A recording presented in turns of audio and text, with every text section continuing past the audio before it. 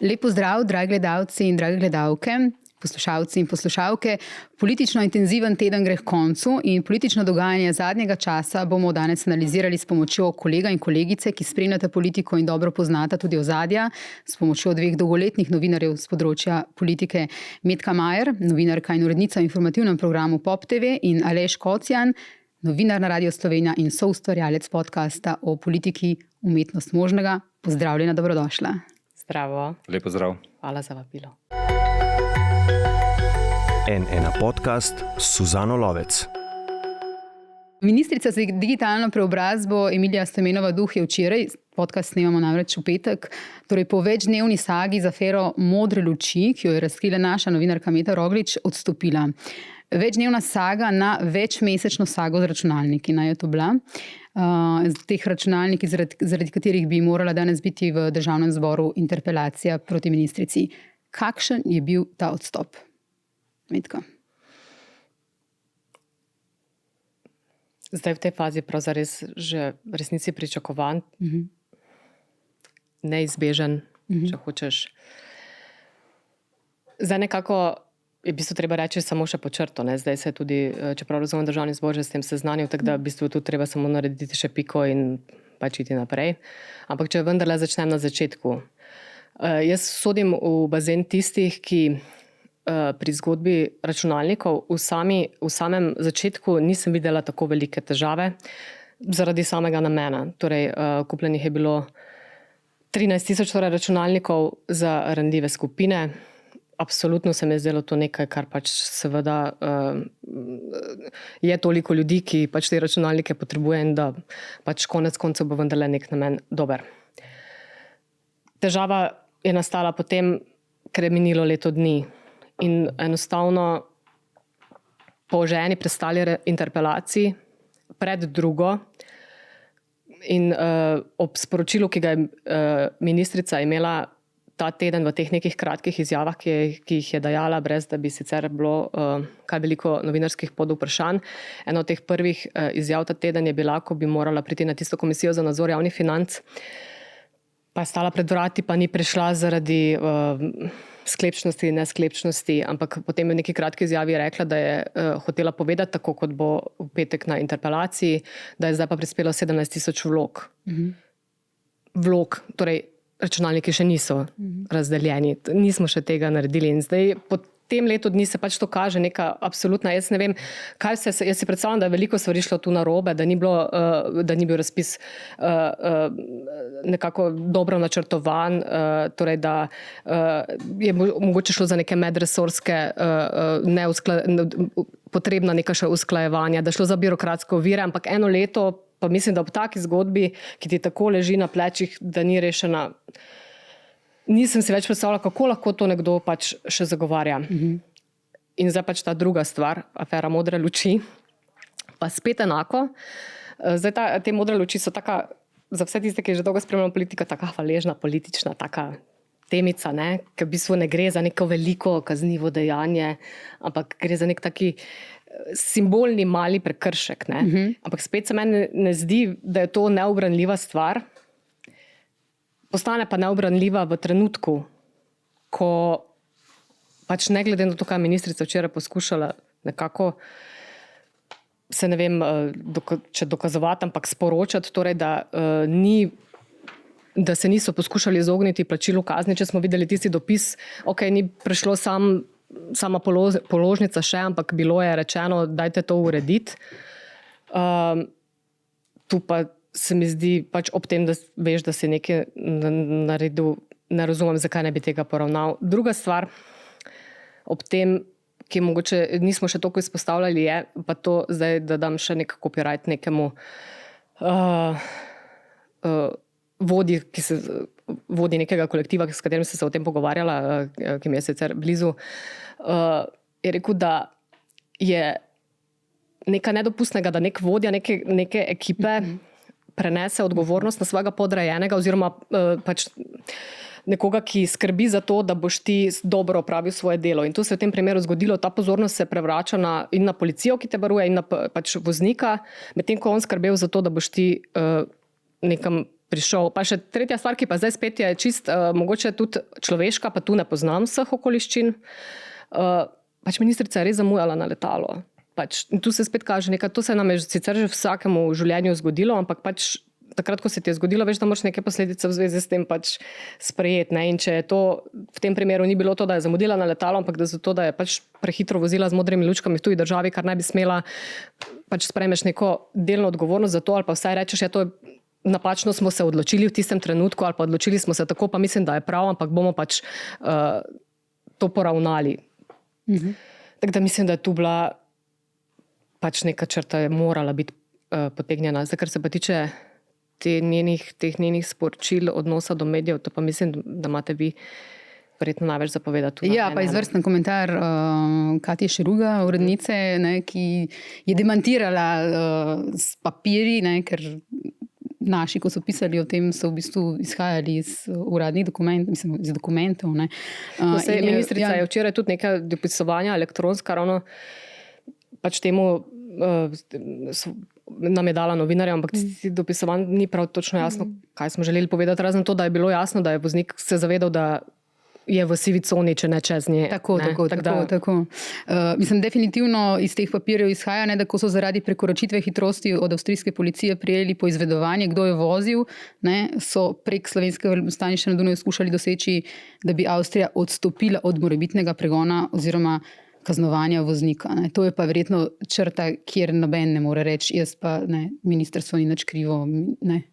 Ja, presenetljivo, no, da je ministrica pač reagirala na ta način, namesto da bi, če bi verjetno to kazen poravnali, bi zadeva brško ne potihnala in bi danes poslušali njen zagovor v parlamentu, tako da pač zgodba je v celoti nekako simptomatična za slovensko politiko, še posebej pa za to oblast, ker to, da mora ministrica sedaj oditi zaradi tega zdrsa, ne, moralno-etičnega zdrsa, neprimerne uporabe modrih luči, prehitre vožnje in potem v nadaljevanju poskusa izogibanja sankcij, je pač govori o politični kulturi te politične garniture. Ne. Razlogi, zakaj pa bi ta ministrica morala že prej oditi iz svojega položaja, bodi si odstopiti, bodi si bi bila odstopljena, pa ležijo seveda drugje. Ne. In poleg zgodbe z računalniki so tukaj neurejene razmere na ministrstvu, slabo organizirani delovni procesi, o tem priča visoka fluktuacija uslužbencev na tem ministrstvu in še bi lahko naštevali verjetno. Ne. Kar pa zadeva računalnikov, ne, pa je, tako kot pravim, simptomatično za to garnituro posebej to, da je, tako kot pravi Metka, ta zgodba bila relativno dobro namerna. Ne, torej, šlo je za poskus opismenjevanja ali pa pomoč pri opismenjevanju otrokom iz socialno ogroženih družin, ki težko zagotovijo svojim otrokom računalniško opremo. Ne. In da ob takšni zgodbi politika oziroma ministrstvo tega ne zna izpeljati, se potrkati po prsih in iz tega narediti neko uspešno politično zgodbo, pač govori o tem, da ta garnitura ne obvlada politične obrti, kar je pravzaprav jasno, zato ker smo dobili na oblast instant stranko, ki je zmagala z glasovi, ki so bili pač proti politični opciji, ki je prej vodila to državo. Morda bi na tej točki nehal, pa se še bo pojavila priložnost. Mislim, kaj so pa pokazali odzivi v sami koaliciji? Ne, že pred odstopom, ne, ko se je to stopnjevalo, to dogajanje zadnjih dni, je bilo jasno, da v bistvu podpore ona v vladi nima. Ne. Zadnji dan se je krhalo tudi že ne, v gibanju. Ne. Obe drugi manjši koalicijski partnerici, torej SD in Levica, smo pa videli, da v bistvu oni ocenjujejo, da pač ona slaba ministrica, pika. Si hotel nekaj reči?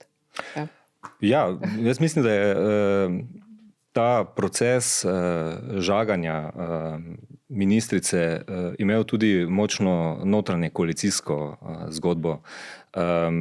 Nenehno so se pojavljale neke dodatne informacije v zvezi s temi računalniki, pač do izbruha afere z neprimerno oziroma neustrezno uporabo nekega privilegija, ne, in to na napačnem terenu. Ne smemo pozabiti, da je ministrica Stojmenova Duh kandidirala na listi socialnih demokratov. Potem pa je za ceno tega, da je lahko postala ministrica, morala zamenjati politično stranko, da se je znašla na koncu v kvoti Gibanja Svoboda. To veliko spet pove tako o političnem prostoru, kot o samih značajskih lastnostih ministrice, ne? Ker resen socialdemokrat ali pa na drugi strani resen liberalec pač ne more tega čez noč zamenjati za to, da postane minister. Ne? In tukaj vidimo, da je pač ta vlada sestavljena iz ljudi, ki imajo v prvi vrsti cilj zasesti neke položaje ali pa so imeli vse v tistem trenutku, ko se je politična garnitura oblikovala. Kajti danes vidimo, da ima premier Golob za vsakim odstopljenim ministrom ali pa ministrom, ki zapusti vladne vrste, težave iskati novega kandidata in posebej veliko težavo bo imel najti nekoga, ki bo na polovici mandata zasedel mesto ministra za digitalni razvoj, ob tem, da tukaj ni nekih oprijemljivih rezultatov, na katerih bi lahko naprej gradil. Ne? No, ampak nalogo ima zdaj v bistvu. Prva naloga bo razdeliti 13,000 računalnikov. To je to. Je pa res, da to, kar sem jaz, neka predvidevanja so bila, spomnimo se, da je bil prejšnji teden koalicijski vrh, koalicijski nek sestanek, na katerem so... Motivacijski vrh. Ne mislim tistega potem kasneje, kadrovskega, torej takrat, ko je premier povedal, kdo je kandidat za obrambnega ministra in pa presenetljivo zamenjal tega šolskega, o Emiliji Stojmenovi Duh pa se niso pogovarjali, ampak jaz sem nekako, ne vem zdaj, če ne bom trdila to informacijo, ampak predvidevanja mislim, da so bila, češ da se predsednik vlade nima energije zdaj v tem trenutku ukvarjati ravno s tem, iskati tega naslednika, ki bo pač njegova res edina naloga. Ne vem, če kdo še zdaj tu razume točno, kje se zatika, zakaj tega ne razdelimo. Ne? Pač čez en mesec jih, to sem zdaj žleht. Sam vozi okrog, pa jih bo razdelil. Ne? Ampak pač to bo moral narediti. In za vprašanje, kdo bo zdaj pod neko tako lupo, pa ob teh informacijah, kako so res, to se res sliši, razmera na ministrstvu strašno neurejene, pa zdaj, ker je pač tudi del tega ministrstva v Mariboru, kar je bilo seveda pisano na kožo pač sami ministrici. Tu, pa dobro, se zdaj ne rečem, da bo to za neka velika ovira, ampak najbrž bo težko najti nekega takega kandidata, razen če ga ne bo spet iskal v poslanski skupini. Ne vem. Ja. Kako pa ocenjujete v bistvu to popolnitev za šolsko pa za obrambno ministrstvo? Zdaj, kar zadeva kandidata, ki naj bi nadomestil Darja Feldo, gre za gospoda, ki si je menda želel postati minister.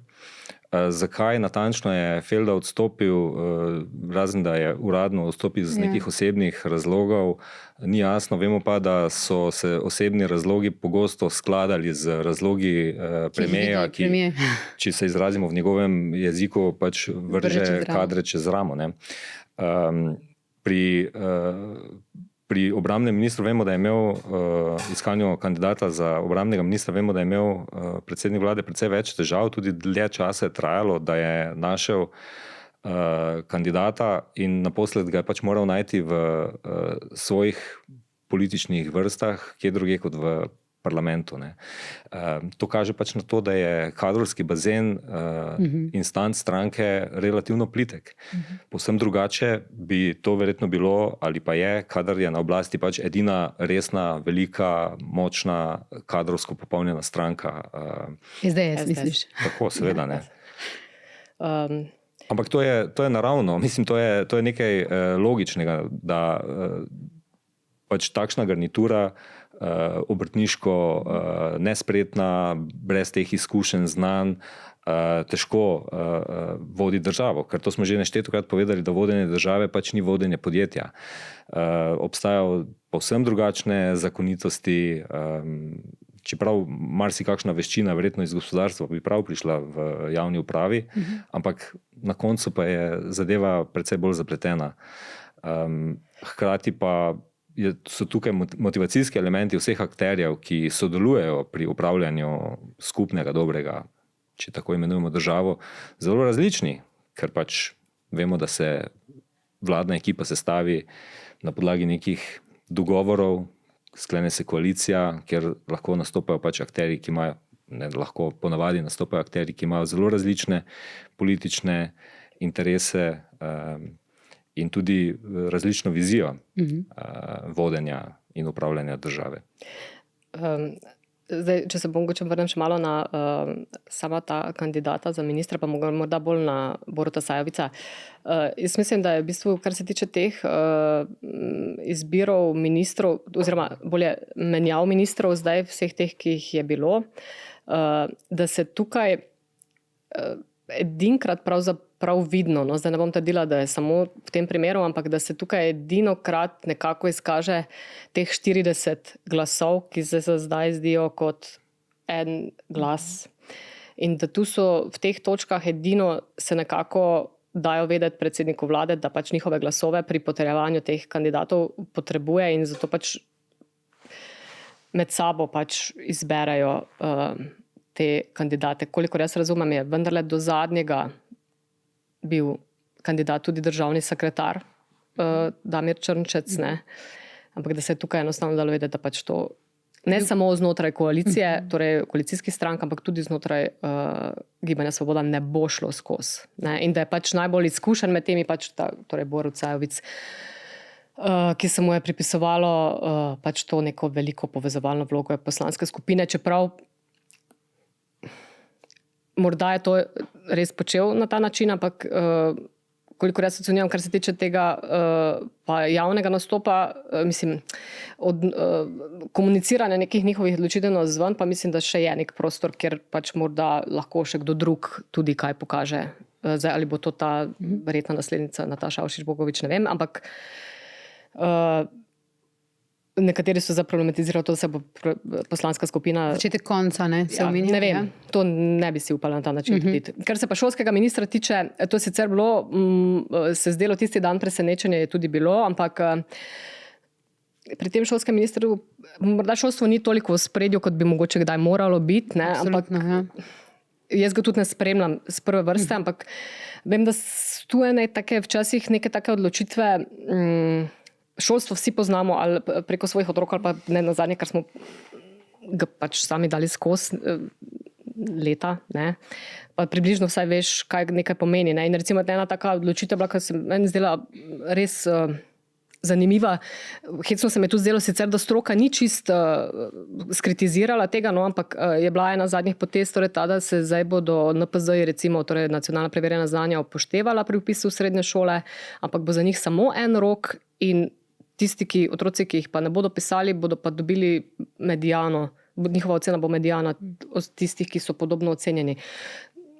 Tu jaz imam veliko vprašanj na to temo, pa ne vem, odkot je ta odločitev prišla, pa zdi se mi, da ni bila prav zares nekako, tudi z ministra, ki je bil potem povprašan, prav zares utemeljena. In takih primerov je bilo še kar nekaj, ne, tudi nerodnih izjav in tako. Tako da mislim, da je tukaj se pokazalo neko pomanjkanje neke te vizije, širše slike, operativnosti, upoštevanja potreb, prenove samega šolskega sistema. Ja, ker šolstvo je eno, to pa vem, ker smo delali tudi poglobljeno oziroma dosje o šolstvu, na N1, in to je eden od teh sistemov, ki nam lahko pade oziroma ki se že ruši. Ne? To imamo dobesedno učilnice, kjer nimajo učitelja, ki poučuje, se jih išče, nadomeščajo učitelji telovadbe za predmete, ki jih sicer ne poučujejo. In tukaj, to je ena od teh stvari, tako kot zdravstvo, pa še marsikaj v državi, kjer bi morali zdaj z svetlobno hitrostjo iskati inovativne, dobre rešitve, kjer bi res mogli strniti vrste in bi se moralo delati res svetlobno hitrostjo. Pa tega do zdaj nismo videli. No, jaz zdaj bi vseeno rekla, da en del tega je pač ta dogovor z tega tedna med sindikati in javnim sektorjem, če zdaj malo morda skočimo.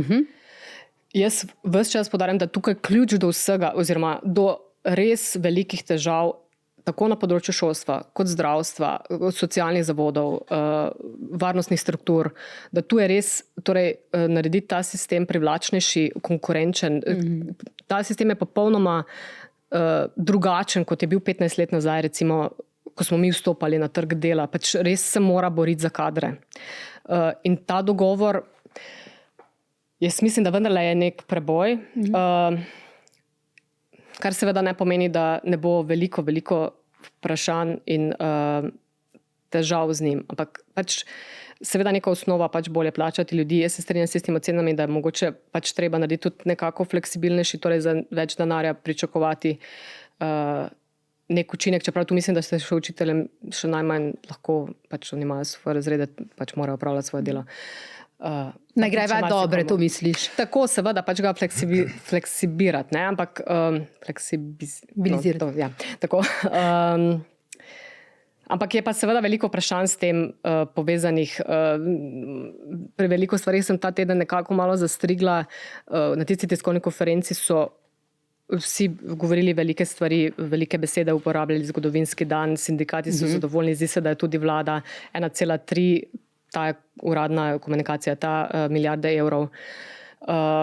Hkrati pa so se potem pojavljali neki rahli detajli od tega, torej, da se nekako niso znali odgovoriti, oziroma smo pač se zelo pošteno morali potruditi za to, da smo dobili približno odgovor na vprašanje, kaj to konkretno pomeni, recimo za učitelja. Ne?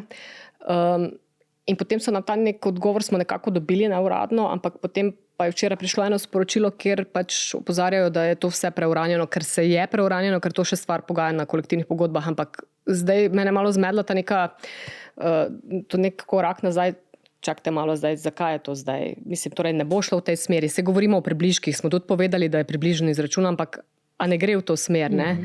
Tu je ena težava, druga težava, ki bo zagotovo nastala, je pač prevedba. Če se bo to s 1. januarjem zgodilo, tisti v javnem sektorju, ti veš, ti dobiš tako plačno listo, to je pač treba zdaj vse na novo vnese, na novo opredeliti, ti dodatki se spreminjajo. Vsaka ustanova ima svoje sisteme za to in tu bo še veliko enih težav. Tako da, pa še tretja stvar sem še to. Minister Boštjančič je rekel, torej 1,3 milijarde evrov je za to zagotovljenih, hkrati pa je rekel, da ni default, torej da bojo zavodi kar to dobili, da bo veliko odvisno tudi od direktorjev in vodij, kako bodo pač uspeli to narediti. Ne? Torej, tu se bodo recimo pojavili vprašanja, ki so se že, kar se tiče domov za starejše, bo to pomenilo višje oskrbnine, kar se tiče recimo vrtcev, ki se plačujejo, ne. Še veliko bo tukaj, ampak vendarle ta korak je, na to pot je bilo treba iti. To mislim, da je in z tega vidika mislim, da je nekaj, da od tu naprej zdaj se lahko reče, da nek korak je bil dosežen, zdaj pa nadaljujemo delo. No. Ampak ta neka točka je.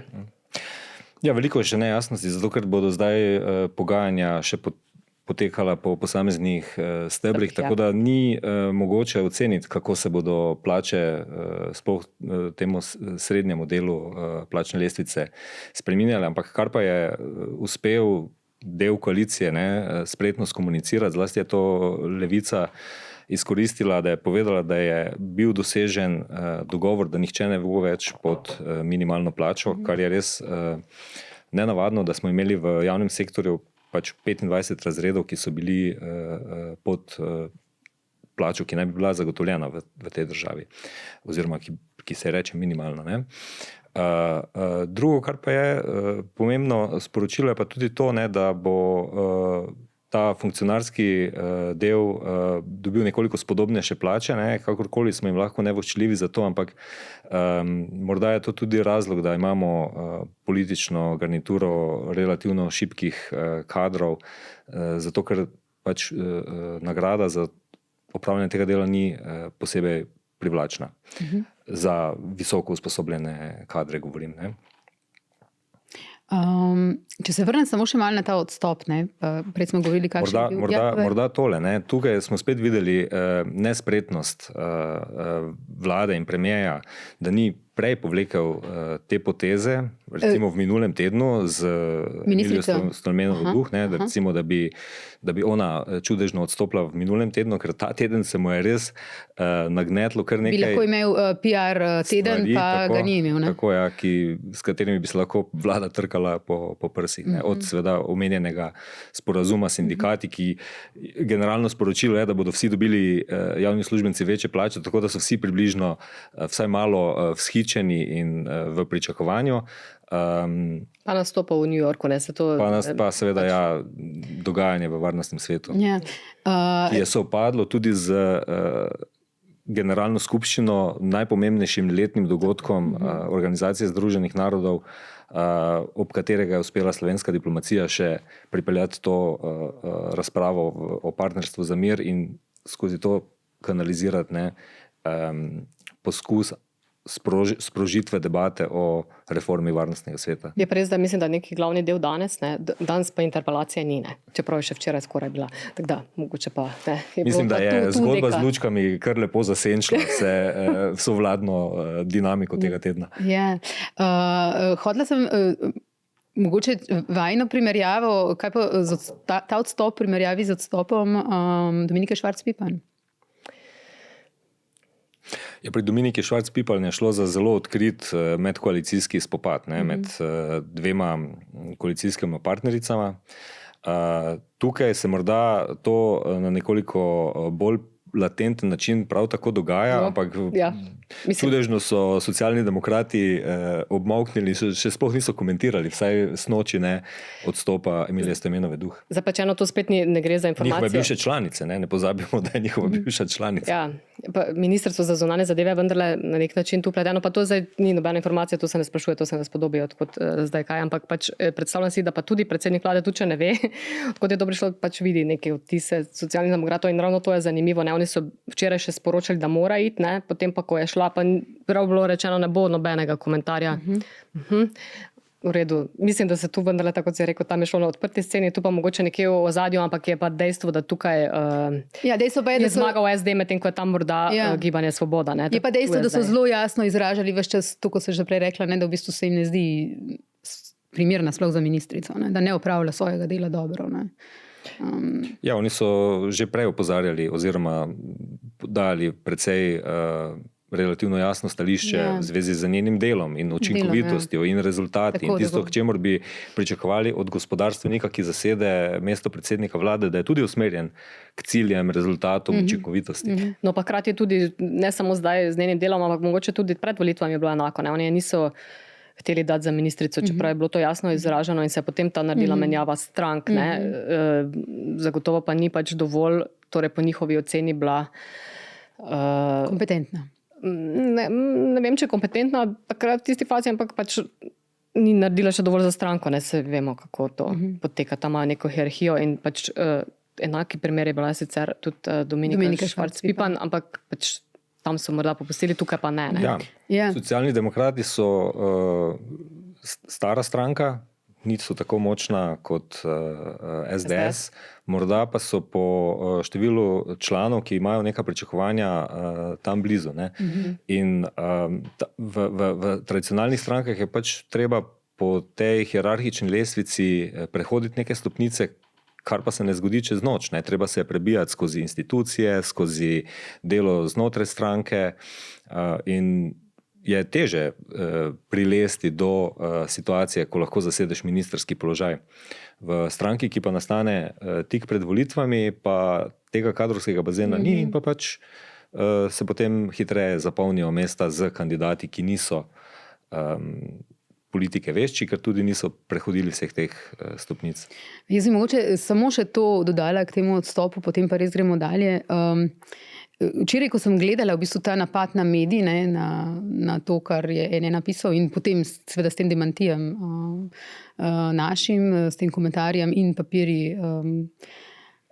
Mene je to na kakšen način, oziroma kaj je govorila ministrica, ki je takrat odstopila že, mislim, povsem lahko bi bil to odstop nekoga iz vrst SDS-a, ko so bili oni na oblasti, ker ta način obračunavanja z mediji je bil zelo podoben. S to razliko, da je ministrica to naredila z nekim nasmehom na obrazu, kakšen Hojs bi pa pač to drugače izrekel. Ampak hočem reči, to, da so mediji krivi, je ena od teh značilnosti, ki je nekako v teh obljubah, kako bojo drugače delali, verjetno volivci niso slutili.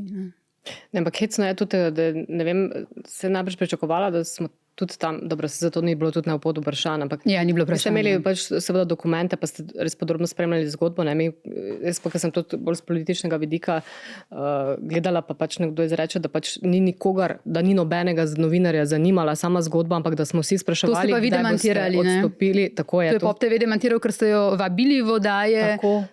spraševali tudi o tem, ne?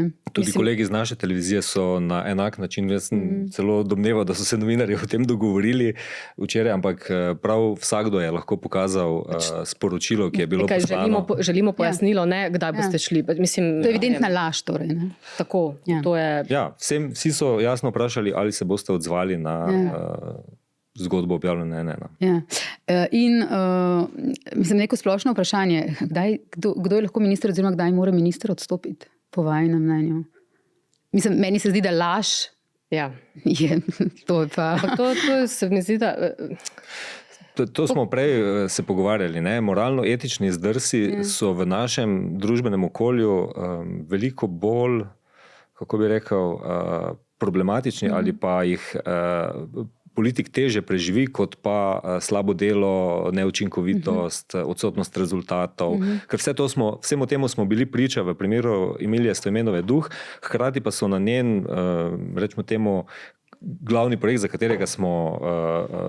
s katerim smo bili podrobneje seznanjeni, torej nabava računalnikov, nad tem projektom visele obremenilna spoznanja AVK-ja, KPK-ja in računskega sodišča. In ob vsem tem je še uživala ona politično podporo predsednika vlade, sedaj, ko se je pa zgodil ta moralno-etični zdrs, ki je seveda za ministra tudi po moji oceni nesprejemljiv, ampak to je bila kaplja čez rob. Ne?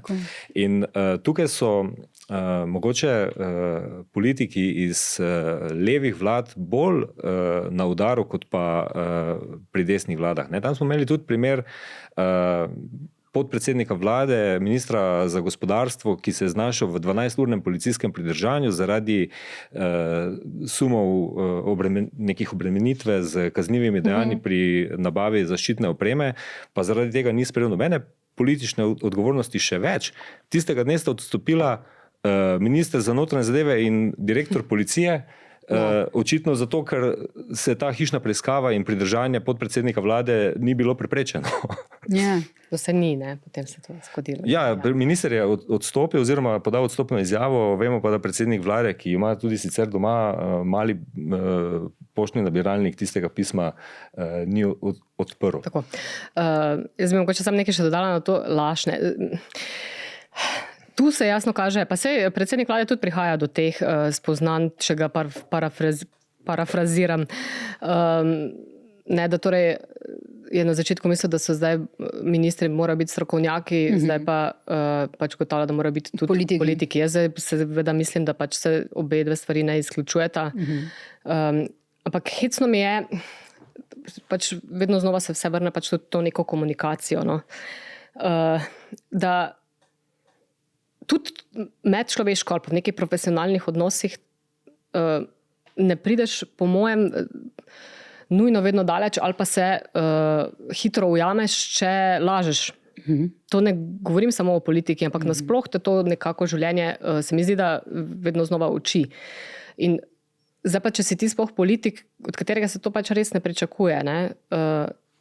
Matija Stepišnik, ki ga ni danes lepo napisal, politika oziroma oblast ni tukaj zato, da uživa, ampak da uživa zaupanje. Ne? In to je neka prva stvar. In da se to pač pa še vseeno nenehno dogaja in da jaz velikokrat rečem, zakaj se to malokrat zgodi, da nekdo prizna napako, ker to ljudje sprejmejo. Pač vsak, ki dela napake. In pa tudi na nekih čisto minornih stvarih, to je zdaj pač ta je zdaj res evidentna, ampak spet ne bom izpostavljala nikogar, ampak meni se še vedno dogaja tukaj, tudi v vladnih vrstah, na PR-ovski ali pa tudi na poslanski ravni, da se ti pač nekdo zlaže. Samo zato, ker sem novinar, češ pa me je treba nekam preusmeriti. Ampak reči, da ne moreš povedati, jaz to sprejmem. Razumem, da ne moreš povedati. Kaj pa narediš, ko ugotoviš, da se ti je nekdo zlagal kot novinarka? To je, kaj naredim. Če gre to za neko neuradno preverjanje, seveda pač tega človeka niti več ne kličeš, ali pa ga kličeš takrat, pa potem veš, da je nasprotno res, ne vem. Ne? Glavnem, zgubiš to neko zaupanje, pač morda si seveda pa tudi bolj pozoren na tega človeka, če se ti zlaže. Če se ti zlaže za tako malo stvar, ne? Tako, ne? In tega ne razumem, zakaj se normalno ne pogovarjam, tega ne morem v tem trenutku povedati. Ne morem, ali pa ne, ampak gre ravno neko nasprotno resnico, ki to ni, ne.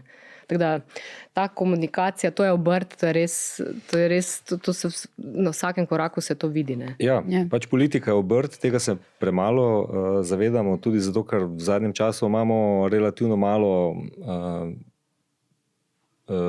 politikov na visokih obratih, ki bi bili že dolgo v tem poslu. Ne? In zdaj vidimo recimo primer sestavljanja Evropske komisije, ko je predsednica zahtevala politične kadre, ne? Pri čemer vsi ti kandidati, ki bodo postali komisarji, ko so postali kandidati, niso vedeli, kateri resor bodo zasedli. Kar pomeni, da se od politika pričakuje, da zna voditi katerikoli resor, ker se od njega pričakuje, da vodi in da zna potem te ideje, ukrepe, predlagane rešitve skomunicirati in spraviti skozi procedure v političnih institucijah. Od nižjih nivojev, strokovnih, pa se pač pričakuje, da tam meljajo in da so stroj za pripravo zakonodaje. In isto je v državi. Ne? Od politika, oziroma zato morda se je Golob tega naučil, da rabi na čelo obrambnega ministrstva nekoga, ki je izkušen politik. Bolj kot pa obramboslovca, strokovnjaka, ki pozna vse težave, strokovne težave in dileme, ki obstajajo pri delu ministrstva. Zdaj ta saga, ne, z evropskim komisarjem oziroma komisarko, simptom česa pa je to, kar smo tukaj videli. Torej, Tomaž Vesel je bil Golobov kandidat že od pomladi, ne, o njem smo tukaj govorili. Torej, že pred evropskimi volitvami so ga predstavljali kot pač zvezdo in tako. Na koncu odstopil, čeprav to v bistvu ni bil odstop, ne, kot smo kasneje izvedeli, ampak bi bil zamenjan. Aleš, ti si bil v bistvu v evropskih institucijah, ko se je vse to dogajalo. Ne? Kako je tukaj izpadla Marta Kos, kako premier Golob, kako je izpadel Vesel? Pa pridemo mogoče k Veselu kasneje, ampak to, da je Marta Kos na koncu stvar sprejela, potem, ko smo slišali, zakaj je ona izstopila iz te iste stranke, s kako močnimi besedami, kako je izpadel Golob, ki je Vesela v bistvu toliko mesecev promoviral, ne, kot njihovo zvezdo. Ja, zdaj nekega zaključka, kako je spadla Marta Kos, tu ni težko povleči. Zdi se, da je pač postavila svoje ambicije pred neke osebne zamere, načela in tako naprej. Ampak v politiki večkrat slišimo, da ni zamer, da obstajajo interesi in ko najdejo ti interesi skupni imenovalec, se pač poklopijo. Ne. Zdaj, ali to za obsojati ali ne vemo. Mislim, se ne bi do tega posebej opredeljal. Mislim, da spet govori ta del zgodbe bolj o nekih značajskih potezah nekoga. Ne. Kar zadeva predsednika vlade, zdaj vidimo, da je bil nekako potisnjen v to, da pač mora Vesela prepričati, da odstopi. Pri zgodbi z kandidatom Veselom bi spet lahko govorili o simptomatičnosti te oblasti. Ne? Vemo, da je lista Gibanja Svoboda nastajala zelo dinamično, da ne rečem turbulentno. Iskalo se je neke močne kandidate, vmes je bilo tudi nekaj sporov, pa so nekateri zapustili to listo, ne? Sprva mišljeni nosilec Merlo, pa potem kasneje tudi poslanec Grošelj. In so se na listi znašli recimo Marjan Šarec, ki si sploh ni želel iti v Evropski parlament in je zdaj blazno nesrečen, ker je tam pristal. Tako da je ta zgodba, če uporabim malo stilno zaznamovano besedo, kar malo smešna, no, da ne rečem nora. Si hotel reči najprej nora. Ja. No, in takrat se zdi, ko je na tistem pikniku v Zbiljah premier oziroma Gibanje Svoboda predstavilo svojo kandidatno listo in je premier presenetil z kandidatom za komisarja, nekako skušal to pozornost iz šibke liste, ki je nastala dobesedno v noči na tisti piknik, skušal mogoče pozornost preusmeriti na kandidata za komisarja in tam se je pojavil Tomaž Vesel, ki je pač to priložnost želel sprejeti. Nadaljevanje zgodbe poznamo, ne? Predsednica komisije je po njunem sestanku, ki moramo vedeti, da je del procesa iskanja komisarskih kandidatov, pač sporočila svojo odločitev. Tega nismo vedeli do tistega dne, do tistega torka, ko je predstavljala svojo kandidatno listo komisarjev v Strasbourgu. Ne, takrat je tudi bilo to pismo posredovano slovenskemu parlamentu, kar je zahteval predsednik odbora za evropske zadeve Franc Breznik. Zahteval, prosil oziroma pogojeval ja. Sklic seje, ki je spet del našega postopka imenovanja kandidata oziroma kandidatke. Ne. Tako da morda je Tomaž Vesel v tej zgodbi izpadel nekoliko naivno, ker se je pač podal na nek politični parket, kjer mu je spodrsnilo, ker morda ni najbolje vedel in poznal tega okolja, v kakšno okolje vstopa. In se ni zavedal morda svojih nekih pomanjkljivosti. Dejstvo pa je, ne, da kaj smo si pa najbolj zapomnili od tega, kaj je napovedala Ursula von der Leyen tisti dan v Strasbourgu, ko je bila potrjena za predsednico bodoče komisije. Da bo skušala sestaviti spolno uravnoteženo ekipo. In to je bil imperativ njenega sestavljanja komisije. To, kar je ona povedala o industrijskem prehodu, pa kako je zameglila zeleni prehod in vse to, to je velik del javnosti, razen pač ljudi v evropskih institucijah, gladko pozabil. To, da pa ona skuša sestaviti kar se da spolno uravnoteženo komisijo, to pa mislim, da je iz medijskih poročil po celi Evropi nekako bohtelo in po prvih predlogih, ki jih je dobila na mizo, to je povedala v svojem nastopu takrat, ko je predstavljala že listo kandidatov za komisarje, med katerimi je bila tudi neuradna kandidatka iz Slovenije, je povedala, da je na mizo dobila razmerje 20:80 v prid moškim. Potem je skozi te svoje pogovore z državami članicami, ki jih lahko imenujemo tudi pritiski, dosegla to, da se je to razmerje raztegnilo na 40%, torej žensk v komisiji in 60% moških. In to je zdaj struktura komisije, če govorimo o spolnih kvotah, s kakršno pač gredo ti kandidati, kandidatke na zaslišanja, če bodo prišli do zaslišanj, ker predtem pa še ena druga stopnica, odbor Juri za pravosodne zadeve, ki prav zdaj melje in pregleduje morebitne konflikte interesov. Pa tudi zelo jasno je povedala, kakšne kandidate oziroma kandidatke hoče, ne? Da morajo imeti močno, torej, da so morali imeti močno funkcijo v preteklosti ali pa vsej na visoki diplomatski ravni. Ne? Ampak zanimivo, ta njena izjava je sledila pogovorom z kandidati za komisarje. In v tisti izjavi je povedala, da pričakuje kandidate, ki so opravljali izvršilno, torej visoko politično funkcijo v izvršilni oblasti, torej premijeje ali ministre.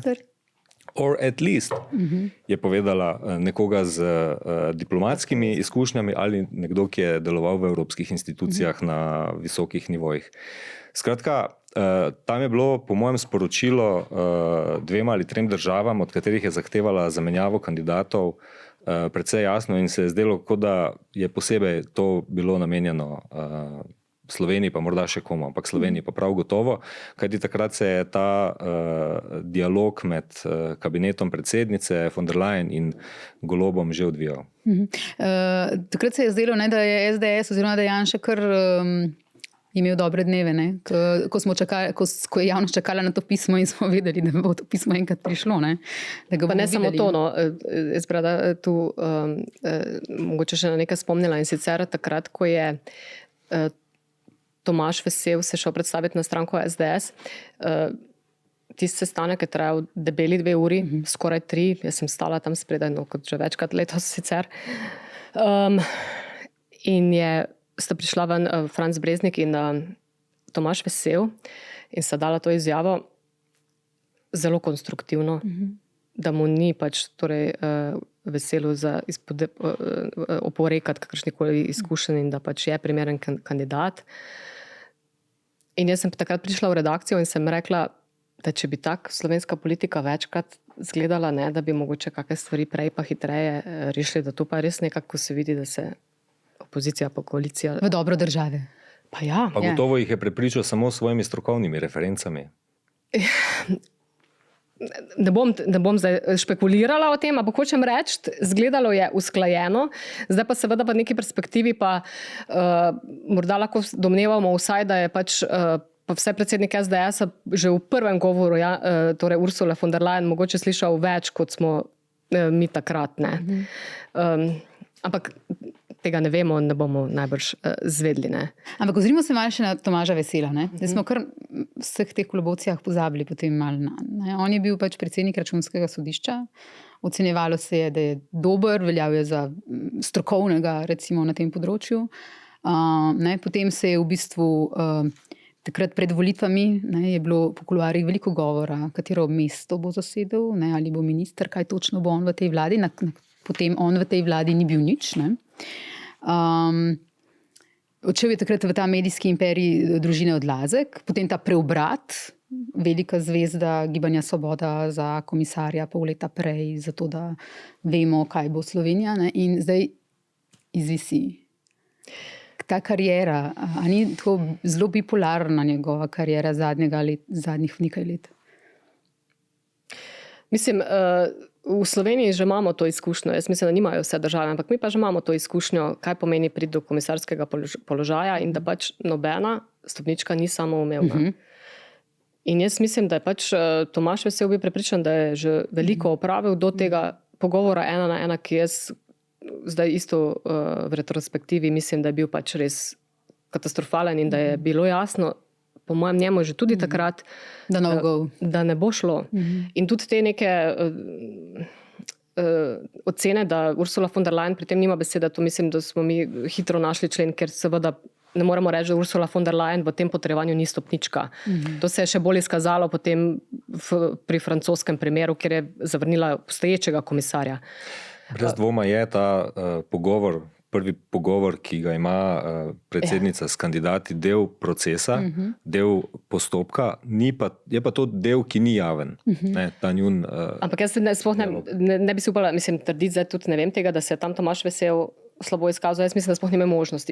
Jaz mislim, da je pač po tistem seznamu ona zelo jasno se določila, kje bo zdaj tu iskala manevre do 40%. Ja, seveda tukaj je zdaj vprašanje, ali je ni prepričal z svojimi referencami, znanjem in odsotnostjo neke močnejše politične izkušnje, ali pa preprosto tudi to, da si je želela žensko kandidatko in da je ocenila, da lahko na Slovenijo na ta način pritisne. Tega ne bomo vedeli. Ne?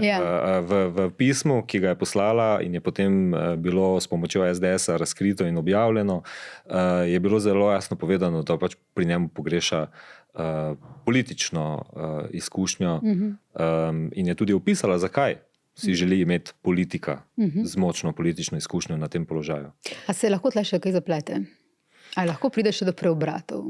Ja, seveda se lahko zaplete pri procesu potrjevanja kandidatov za komisarje. Je pa res, da to ni odvisno samo od kandidatov.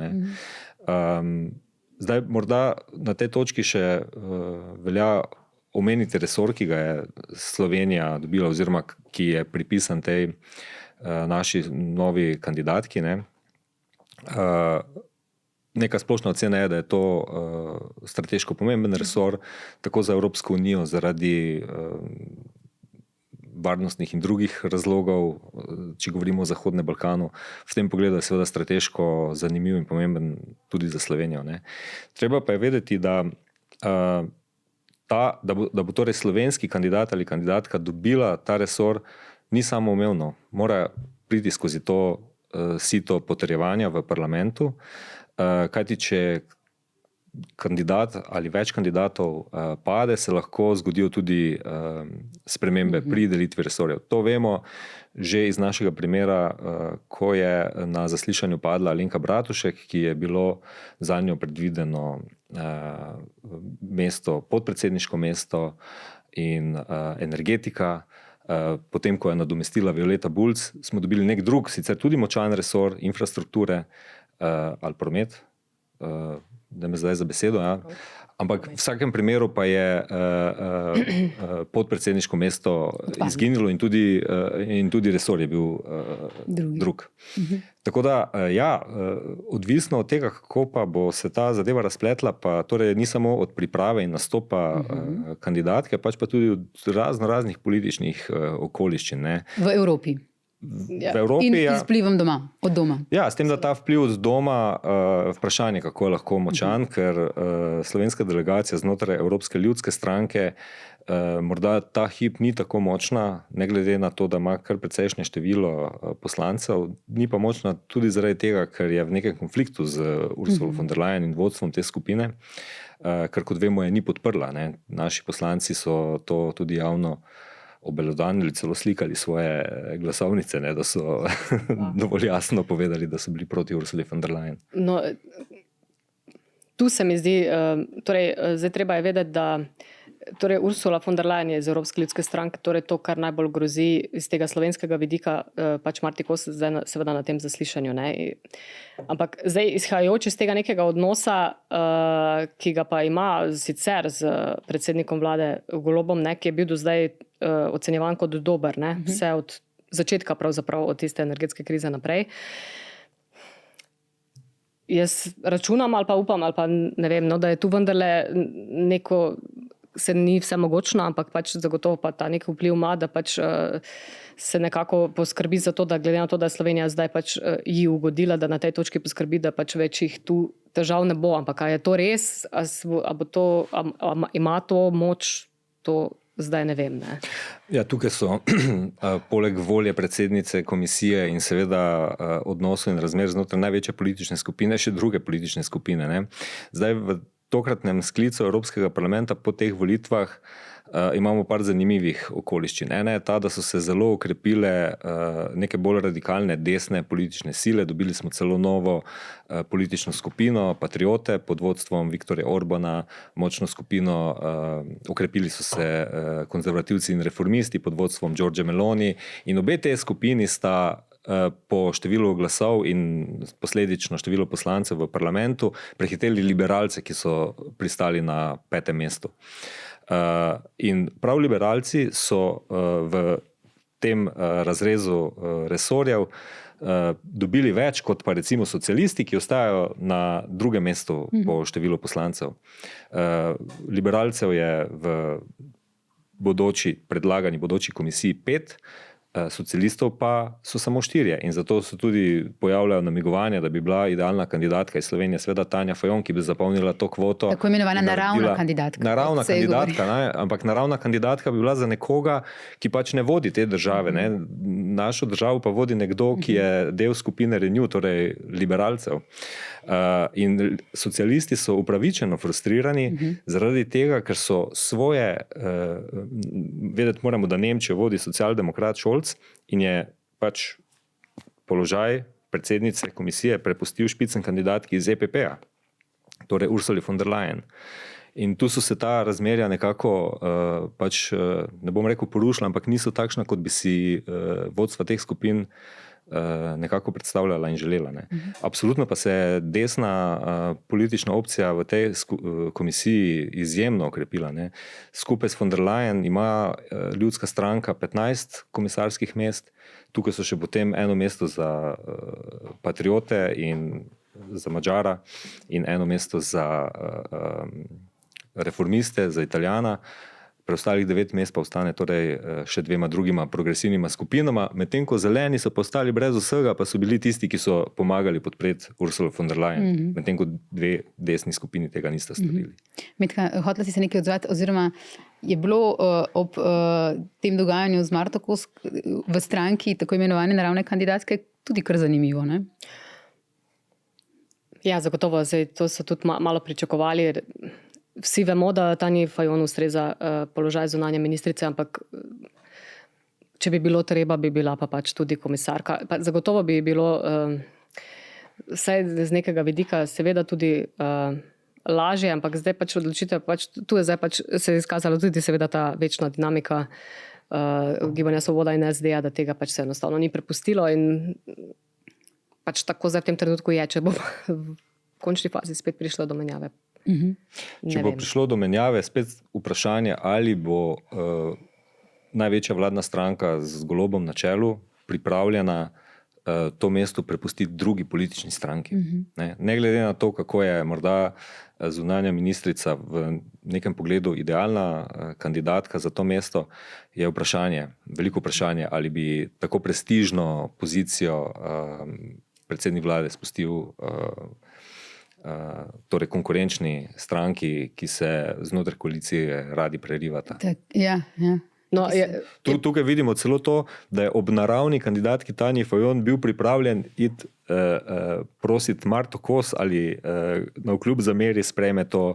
Ostrim izjavam. No, ampak ne samo, da je bil pripravljen prositi, pač ona to sprejela. Ne? In z tega vidika je Robert Golob v notranjem političnem smislu zagotovo izšel kot neke vrste zmagovalec. Pa zdaj si rekel, da je lahko oceniti seveda to, kako Marta Kos to se ocenjuje, to njeno potezo. Zdaj jaz še vedno tudi pač vedno pri politiki mislim, da je pač mogoče hkrati tudi tu začutila klic, ne, da ve, da lahko neki, ali pa misli si, da lahko neki prispeva zelo nehvaležni poziciji, ne, potem, ko je imel Tomaž Vesel 5 mesecev, da se pripravlja na to, zdaj skočiti kot nek kandidat, ko veš, da boš targetiran iz zunanje političnega vidika in notranje političnega vidika, da te neke besede v bistvu moral požreti. Ne. Se mi zdi, da mogoče vseeno pa gre za neki, da pa pač ima neko idejo, s katero misli, da bo lahko res prepričala in tudi kaj naredila. Ne. Torej, ne govorim samo o tem, da gre za dobro plačeno funkcijo, ampak pač gre tudi za zahtevno funkcijo in tega se mora pač vsak zavedati. Ne zdaj karierist ali ne karierist, ampak pač to je služba 25 ur na dan, pač to je dejstvo. Ne. Tako da končno ta nek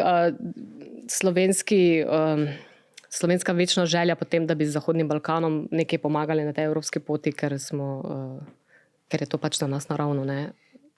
No, k temu velja morda dodati to, da Robert Golob bo lahko slavil zmago šele tisti trenutek, ko bo Marta Kos, če bo potrjena. Ja, seveda. Ker pred tem ne pozabimo, da je Slovenija bila ponižana z zahtevo po zamenjavi kandidata in kako se ta zadeva.